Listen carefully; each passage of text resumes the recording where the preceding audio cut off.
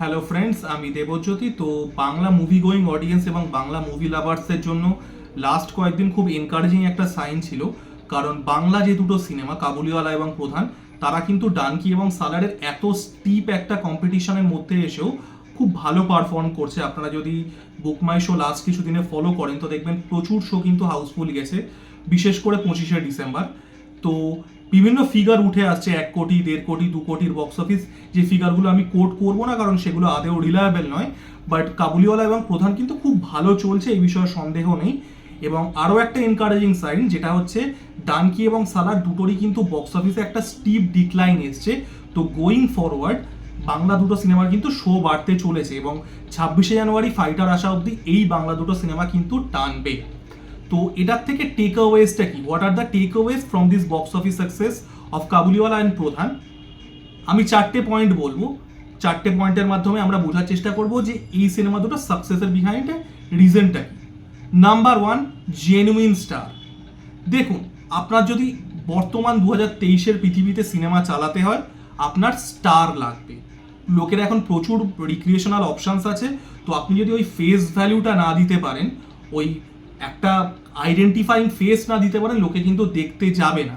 আর face মানে star, মানে genuine star, সহজিত star নয়। ওই সোশ্যাল মিডিয়াতে কত কি ইনফ্লুয়েন্স আছে, ইনস্টাতে কত মিলিয়ন ফলোয়ার আছে, সেরকম স্টার নয়। জেনুইন স্টার, যাদেরকে লোকে দেখতে, যাদের মুখটা স্ক্রিনে দেখতে লোকে টিকিট কেটে হলে যাবে, সেরকম স্টার। এরকমই দুজন হচ্ছেন মিঠুন চক্রবর্তী এবং দেব। এবং মিঠুন চক্রবর্তী এবং দেবের মধ্যে আমি এখানে কোনোভাবেই কম্প্যারিজন করছি না। মিঠুন চক্রবর্তী ইন্ডিয়ার প্রথম গ্লোবাল সুপারস্টার। এর আগে মিঠুন চক্রবর্তীর আগে রাজ কাপুরের রাশিয়াতে একটা ফ্যান ফলোয়িং ছিল। ভিক্টর ব্যানার্জি একটা লেভেল অফ অ্যাক্লেম পেয়েছিলেন ইন্টারন্যাশনালি, কিন্তু স্টার কিন্তু প্রথম গ্লোবাল সেন্সে ভারতবর্ষ থেকে মিঠুন চক্রবর্তী। তিনি এখনো কিন্তু ওয়েস্ট বেঙ্গলের স্টার। তিনি হয়তো অন্যান্য যে ইন্ডাস্ট্রিগুলো আছে বলিউডে, তিনি সেখানে হয়তো চরিত্রাভিনেতা, কিন্তু এখানে কিন্তু তিনি এখনো একজন সুপারস্টার। তো তার ফেস ভ্যালুটা কিন্তু ভীষণভাবে ইম্পর্টেন্ট ছিল, লোকে তাকে দেখতে গেছে। ইভেন দেবের ক্ষেত্রেও আমি বলবো, অবভিয়াসলি দেবের সাথে মিঠুন চক্রবর্তীর আমি কোনোভাবেই কম্প্যারিজন করছি না, বাট দেবের ক্ষেত্রেও, দেবের আপনি দেখুন কেরিয়ারের শুরুতে দেবের যে সিনেমাগুলো ছিল 2007 থেকে 2014 রিমেক ধর্মী সিনেমা, সেগুলো ইন্টিরিয়রে ফাটিয়ে চলেছে। তারপরে তার একটা 2016 থেকে 2019 একটা ডিক্লাইন আসে, এবং তারপরে কিন্তু সে এই প্রজাপতি, টনিক, সাঁঝবাতির মতো সিনেমা করে সে কিন্তু একটা আরবান অডিয়েন্সও ট্যাপ করেছে।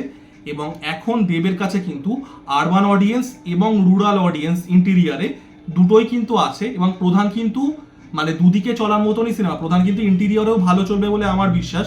প্রধান কিন্তু প্রজাপতি বা টনিকের মতো সিনেমা নয়, এখানে যথেষ্ট মাস এলিমেন্টস আছে, মাস মোমেন্টস আছে। তো স্টার কিন্তু আপনার লাগবে, জেনুইন স্টার, যাদেরকে দেখতে লোকে হলে আসবে, এরম স্টার লাগবে। মিঠুন চক্রবর্তী এবং দেব কিন্তু সেটাই প্রোভাইড করেছেন এই দুটো সিনেমার ক্ষেত্রে। নাম্বার 2 আমি বলবো প্রাসঙ্গিকতা, সোশ্যাল অর কালচারাল রেলিভেন্স। দেখুন, আপনি যদি এখন দর্শককে হলে আনতে হয়, বিশেষ করে বাংলা সিনেমার ক্ষেত্রে, আপনাকে কিন্তু প্রাসঙ্গিকতা দিতে হবে। হয় সেটা সাংস্কৃতিক প্রাসঙ্গিকতা, না হলে সামাজিক বা রাজনৈতিক প্রাসঙ্গিকতা। আপনি কাবুলিওয়ালা গল্পটা তুলে নিন। কাবুলিওয়ালা গল্পটা বর্তমান সমাজের সাথে কোনো সম্পর্ক নেই। যে এরাটা দেখানো হচ্ছে সেটা একটা বহু পুরনো এরা। আমরা এখন কাবুলিওয়ালা বা এই আফগান কমিউনিটিটা দেখি না, বহু বছর আগেই তারা মানে সেই কমিউনিটিটা আস্তে আস্তে চলে গেছে। কিন্তু এটা রবীন্দ্রনাথ ঠাকুরের গল্প, সেটা একটা বাংলা স্ট্রং ইমোশন। কাবুলিওয়ালা পুরনো যে সিনেমাটা, সেটা একটা বাংলা সিনেমার মাইলস্টোন সিনেমা, এবং অবশ্যই মিঠুন চক্রবর্তী। তো এখানে কিন্তু একটা কালচারাল কানেক্ট চলে আসছে। এবং প্রধানের ক্ষেত্রে আপনারা দেখুন, প্রধানে কিন্তু একটা রাজনৈতিক কানেক্ট আছে। আমরা মানে এই একটা জিনিস বারবার করে উঠে এসছে বিগত 2 মাস ধরে, যে বাংলা সিনেমাতে দুর্নীতি নিয়ে, রাজনীতি নিয়ে সিনেমা হচ্ছে না। প্রধান কিন্তু এক্স্যাক্টলি সেটাই করলো। এটা কিন্তু এই যে রাজনৈতিক যে মৌচাকটা আছে সেটাতে একটা ঢিল মারলো। তো আপনাকে প্রাসঙ্গিক সিনেমা বানাতে হবে, হয় সেটা কালচারালি সেটা রেলিভেন্স থাকতে হবে, তা না হলে সেটা সোশ্যাল বা পলিটিক্যাল রেলিভেন্স থাকতে হবে। রেলিভেন্স ছাড়া কিন্তু সিনেমা চলবে না। নাম্বার 3 আমি যেটা বলবো সেটা হচ্ছে পজিটিভ ওয়ার্ড অফ মাউথ।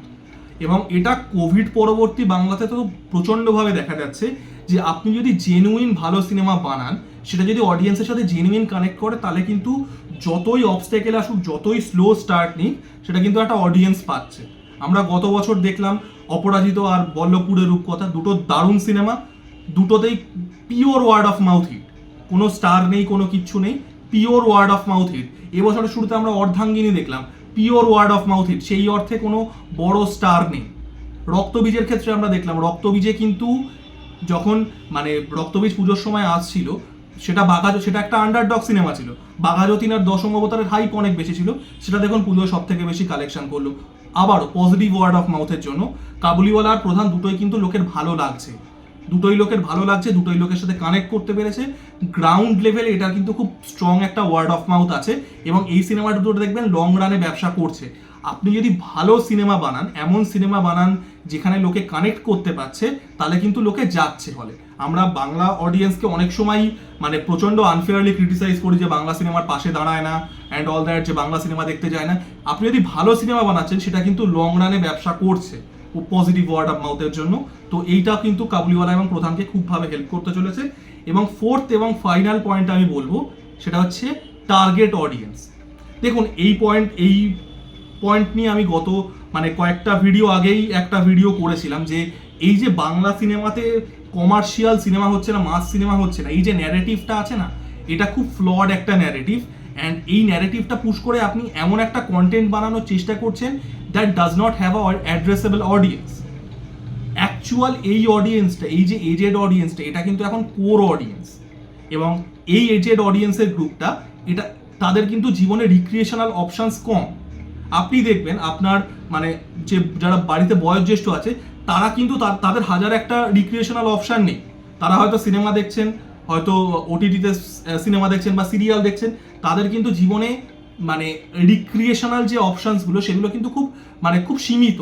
তো তাদেরকে কিন্তু ট্যাপ করাটা অনেক সোজা, এবং তারাই এখন মেন অডিয়েন্স। তো এই যে কমার্শিয়াল সিনেমা বা এটা, এবং এটাও আমি ডিটেলসে যাব না, আমি একটা ভিডিও ডিটেলসে অলরেডি বানিয়েছি, এই ভুল ন্যারেটিভটা, এই ফ্লড ন্যারেটিভটাকে প্যান্ডার না করে অ্যাকচুয়ালি ভালো সিনেমা যেগুলো এই অডিয়েন্সটাকেও টার্গেট করছে এবং সেটার মধ্যেও একটা বৃহত্তর অডিয়েন্সকে রিচ করার পোটেনশিয়াল আছে, সেই রকম সিনেমা কিন্তু বানাতে হবে। যেটা আমরা রক্তবীজের ক্ষেত্রে দেখলাম, যেটা আমরা কাবুলিওয়ালার ক্ষেত্রেও দেখলাম, প্রধানের ক্ষেত্রেও এখন দেখছি। এই সিনেমা যেটা আপনার টার্গেট অডিয়েন্সও মাথায় থাকছে, আবার একটা বৃহত্তর অডিয়েন্সকেও আপনি সেটাকে ট্যাপ করার পোটেনশিয়াল রাখছেন। তাতে আপনার কি হলো, আপনার একটা বিজনেস হচ্ছে একটা টার্গেট অডিয়েন্সের থেকে, এবং বৃহত্তর অডিয়েন্স যদি ট্যাপ করতে পারেন, সেই যদি সেন্সিবিলিটিটা আপনার থেকে থাকে সিনেমাটাতে, তাহলে কিন্তু সেটাও আপনি ট্যাপ করতে পারবেন। তো এই চারটে টেকঅ্যাওয়ে আমার মনে হলো, যে কারণে প্রধান এবং কাবুলিওয়ালা এত স্টিভ কম্পিটিশন ডানকি এবং সালারের মধ্যে এসেও কিন্তু এত ভালো একটা বিজনেস করছে।